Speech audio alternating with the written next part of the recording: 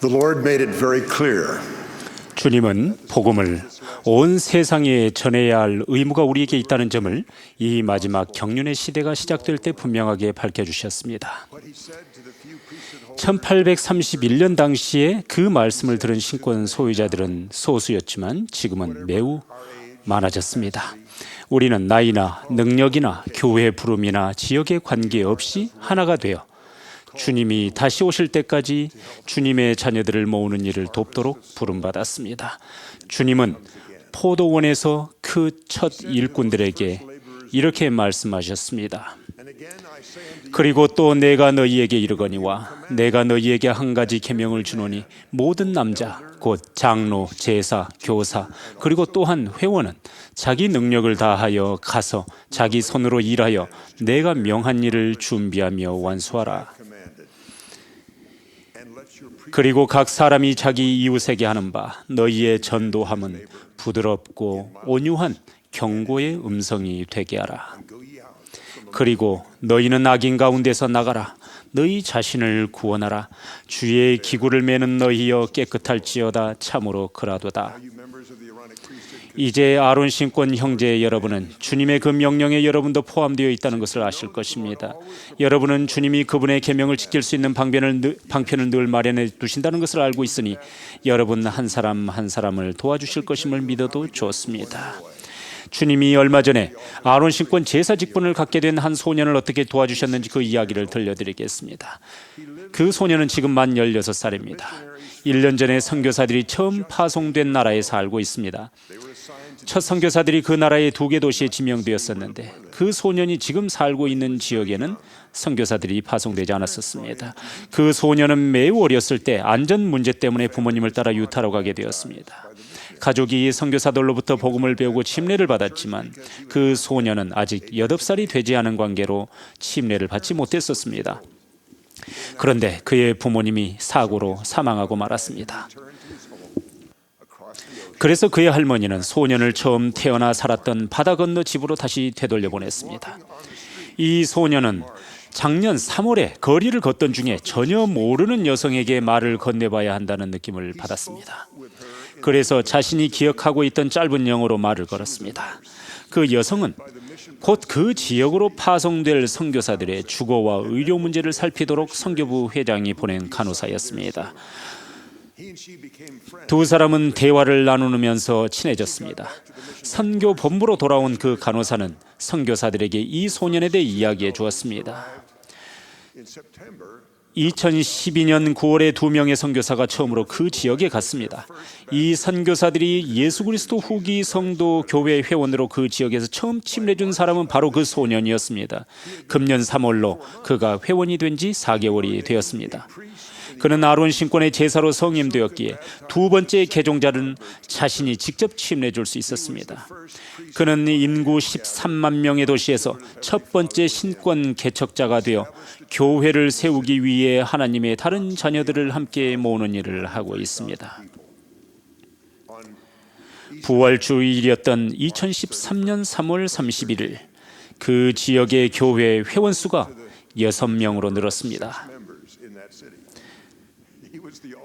그 부활주일의 모임에 참석한 현지 회원은 그 소년이 유일했습니다. 그는 전날 무릎을 다쳤지만 반드시 교회에 가겠다고 다짐했습니다. 교회로 걸어갈 수 있게 해달라고 기도했습니다. 그리고 그는 4명의 청년 장로들과 한 쌍의 부부 선교사에게 성찬을 전달했습니다. 하나님이 어떤 방식으로 왕국을 세우시는지를 잘 모르면 이 이야기는 대수롭지 않을 수 있습니다. 하지만 저는 그런 경우를 자주 봤습니다. 젊은 시절에 뉴멕시코에서 그런 경험을 했었습니다. 선지자들께서는 마음이 정직한 자들을 찾고 가르치는 선교사들을 돕고 왕국으로 들어오는 이들을 사랑해야 한다는 가르침을 수세대에 걸쳐서 우리에게 주셨습니다. 충실한 신권 지도자들과 회원들이 어떤 일을 이뤄낼 수 있는지를 제 눈으로 직접 본 적이 있습니다. 저는 1955년에 미국 공군 장교로 임관하게 되었습니다. 첫 임지인 뉴멕시코주 앨버커키로 떠나기 직전에 감독님께서 축복을 주셨습니다. 감독님은 축복을 하시는 중에 저의 공군 복무가 선교사로 봉사하는 시기가 될 것이라고 언급하셨습니다. 바로 그 다음 주 일요일에 엘버커키 일지부에 처음 참석했습니다. 어떤 형제님이 오시더니 자신을 지방부 회장이라고 소개하시고는 저를 지방부 선교사로 부르고 싶다고 말씀하셨습니다. 저는 그 지역에 훈련을 받으러 왔기 때문에 몇 주밖에 머물지 않을 예정이며 이후에 다른 곳으로 배치받아 갈 거라고 말씀드렸습니다. 지방부 회장님은 그건 잘 모르겠지만 저희는 형제님께 부름을 드리려고 합니다 라고 말씀하셨습니다. 군사훈련 기간 중에 저는 장교들의 수가 몇백 명이나 되는 속에서 아주 우연하게도 갑자기 사망한 사령부 장교의 보직을 맡을 후임 장교로 선발되게 되었습니다. 그 때문에 이후 2년간 그 지방부에서 교회 부름을 수행할 수 있었습니다. 저는 저녁 시간과 주말 시간 대부분을 회원들이 초대한 사람들에게 예수 그리스도의 복음을 가르치면서 보냈습니다. 저와 제 동반자는 가르칠 사람을 찾아서 집집마다 방문하지 않고도 월 평균 40시간 이상 선교 사업을 했습니다. 회원들이 워낙 많은 사람들을 소개했기 때문에 하루 저녁에 두 가족을 가르치는 경우도 종종 있었습니다. 모든 회원은 선교사다라고 선지자들께서 반복적으로 강조하신 말씀에 권능과 축복이 담겨 있었음을 제 눈으로 확인한 경험이었습니다. 엘버커키를 떠나기 전 마지막 일요일에 그 지역의 첫 번째 스테이크가 조직되었습니다. 친구를 데리고 온 성도들과 만나서 복음을 가르치고 영의 증거를 느낄 수 있게 해준 그 예배당이 있던 지역에 지금은 거룩한 성전, 곧 주님의 집이 세워져 있습니다. 당시 구도자들은 주님의 참된 교회에서 따뜻한 환영을 받았었습니다. 뉴잉글랜드에서 학교를 다닐 때도 비슷한 경험을 했습니다. 당시 저는 훌륭하신 지방부 회장님의 보좌로 부름받았는데 그 회장님은 한때 교회에 관심이 없다가 영적인 힘이 매우 큰 지도자로 성장하신 분이었습니다. 그분에게는 그분을 너무도 사랑하여 담배를 피우는데도 아랑곳하지 않고 오로지 하나님의 눈으로만 바라봐주는 가정복음 교사가 있었습니다. 저는 지방부 회장님과 하나님의 왕국을 축복하기 위해 차로 산을 넘고 해안가를 지나 매사추세츠와 로드아일랜드 여기저기 흩어져 있는 소규모 지부들을 방문했습니다. 이 훌륭하신 지도자님과 봉사 몇 년 동안 우리는 사람들이 모범과 선교사 토론권위를 통해 친구들을 교회에 데려오는 모습을 보았습니다. 제 눈에는 그 지부들의 성장이 더디게 보였습니다. 하지만 5년 후 그 지역에서 마지막으로 참석한 일요일에 두 분의 사도님이 오셔서 캠브리지 롱펠로우 파크 예배당에서 우리 지방부를 스테이크로 조직하셨습니다. 세월이 흘러 저는 그곳으로 돌아가 스테이크 대회를 사회하게 되었습니다. 스테이크 회장님은 저에게 벨몬트의 바위산으로 데리고 가셨습니다. 그곳은 하나님의 성전이 서기에 완벽한 곳일 거라고 말씀하셨습니다. 지금 그곳에 성전이 서 있습니다.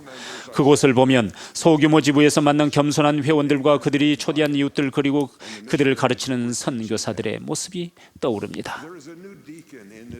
오늘 저녁 이 자리에는 새로운 집사가 한 명 있습니다. 제가 앞서 이야기한 제사가 참석 회원이 바로 자신 한 명에 불과한 모임에 걸어갔던 그 부활절 일요일에 저는 그 집사와 함께 성찬식에 참석하고 있었습니다. 그 집사는 오늘 밤 이 신권 모임에 함께 참석할 거라는 아버지의 말에 몹시 기뻐했습니다. 그 집사의 아버지는 그의 할아버지가 선교부 회장으로 있던 선교부에서 선교사로 훌륭하게 봉사했었습니다. 저는 그 집사의 증조부가 갖고 계셨던 1937년판 선교사 지침서를 본 적이 있습니다. 그가 세운 사람들을 교회에 데려오는 전통은 깊이를 더해가고 있습니다. 저는 주님의 자녀들을 모으는 신권 책임을 완수하는 일에 그 집사가 어떻게 참여할 수 있겠는지 그의 감독님에게 여쭤보았습니다. 감독님은 와드 선교 책임자가 구도자들의 발전을 어떻게 기록하고 있는지 확인하고 있는지 열정적으로 설명하셨습니다. 선교사들과 정기적으로 연락하면서 그런 현황을 알아본다고 했습니다. 감독님과 와드 평회는 모든 현재 구도자들에 대해 이야기를 나눈다고 합니다. 구도자 개인과 그 가족 모두가 침례를 받기 전부터 성도들과 친구가 될 수 있도록 도울 방법을 결정하는데 거기에는 활동에 참여시키고 침례받은 사람들을 양육하는 일도 포함됩니다. 그러면서 감독님은 가끔 선교사들이 약속이 많아서 아론 신권 소유자들을 동반자로 데리고 가는 경우도 있다고 하셨습니다. 와드 선교사업 계획에는 정원의 회원들이 아는 사람을 선교사들과 만나게 하겠다는 정원의 목표도 포함됩니다. 집사 정원의 회장단조차도 정원의 회원들이 아는 사람을 하나님의 왕국에 데리고 오기 위한 목표와 계획을 수립할 때 그 자리에 초대받습니다.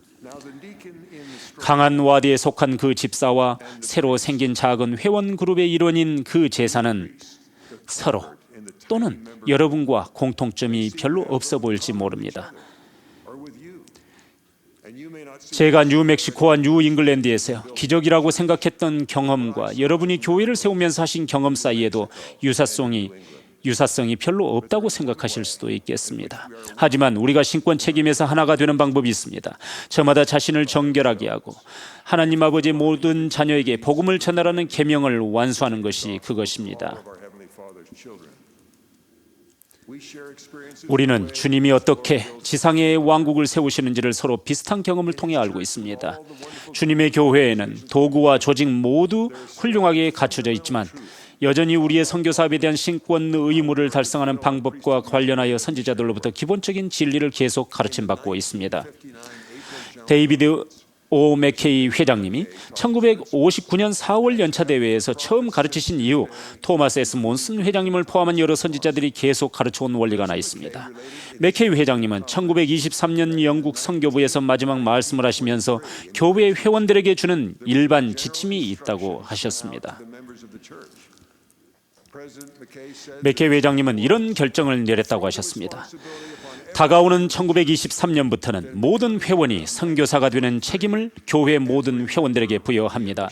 모든 회원은 선교사입니다. 어머니를 교회에 모시고 오시거나 아버지를 모시고 오실 수 있습니다. 직장 동료도 좋습니다. 누군가는 여러분에게서 진리의 선한 말씀을 들으려 할 것입니다. 또 맥케이 회장님은 이렇게 말씀을 이으셨습니다. 이것이 오늘의 말씀입니다. 모든 회원, 즉 150만 명의 회원은 모두 선교사입니다. 2002년에 선교사업은 감독의 책임에 속하게 된다는 발표가 있었을 때 저는 의아한 생각이 들었습니다. 이미 감독님들이 회원들을 보살피고 와드 조직을 이끄느라 한계 상황에 다다를 만큼 무거운 짐을 지고 있다고 생각했기 때문이었습니다. 그런데 제가 아는 한 감독님은 그것을 임무가 새로 추가된 것으로 여기지 않고 오히려 모든 회원이 선교사가 되어야 하는 대업을 위해 와드를 하나로 모으는 기회로 여겼습니다. 그분은 와드 선교 책임자를 부르셨습니다. 그리고 매주 토요일마다 선교사들을 직접 만나서 선교 사업을 확인하고 격려했습니다. 와드 평위에는 각 조직과 정원회가 봉사 경험을 선교사 준비 과정으로 활용하게 하는 방법을 찾아냈습니다. 그리고 감독님은 이스라엘의 판사로서 젊은이들이 속죄의 축복을 느껴 스스로를 순결하게 지킬 수 있도록 도왔습니다. 저는 최근에 그 감독님에게 어떻게 해서 그 와드에서 개종자 침례가 급증하게 되었는지, 또 예수 그리스도의 복음을 세상에 전파하기 위해 열성적으로 준비하는 젊은이들의 숫자가 어떻게 늘어나게 되었는지 물었습니다. 감독님은 그것이 그저 누구 한 사람이 수행한 임무 때문에 가능했던 것이 아니라 바로 그 임무를 수행하는 과정에서 서로 하나가 되어 열정적으로 사람들을 성도들 가운데로 데려왔으며 그러면서 큰 행복을 느끼게 된 것 같다고 했습니다. 어떤 사람에게는 그것이 열정 이상이었습니다. 그들은 모사이아의 아들들처럼 자신의 삶에 미치는 죄의 결과와 하나님의 교회 내에 존재하는 속죄의 기적적인 치유 능력을 느꼈습니다. 그들은 구주께서 주신 은사에 감사와 사랑을 마음에 품었기에 모든 사람들이 죄의 슬픔을 피하고 용서의 기쁨을 느끼며 안전한 하나님 왕국으로 모이도록 돕고자 했습니다. 회원들이 단합하여 사람들을 섬긴 것은 바로 하나님에 대한 사랑과 친구 및 이웃에 대한 사랑 때문이었습니다. 그들은 이 세상의 모든 사람들에게 복음을 전하고 싶은 소망을 가졌습니다. 그리고 주님의 포도원 내 다른 곳에서 가르치고 증거하고 봉사할 수 있는 부름을 받기에 합당하도록 자녀들을 준비시켰습니다. 그 새로운 집사가 복음을 전하고 왕국을 세우는 임무를 수행하는 큰 와드에서든, 그 새로운 제사가 봉사하는 먼 다른 나라의 소규모 그룹에서든 그들의 목표는 같습니다. 그 집사는 하나님의 사랑으로 영감을 받아 아직 회원이 아닌 친구에게 손을 내밀 것입니다. 봉사나 교회의 다른 활동에 자신의 친구를 포함시켜서 그와 그의 가족이 선교사들에게서 가르침받도록 권유할 것입니다.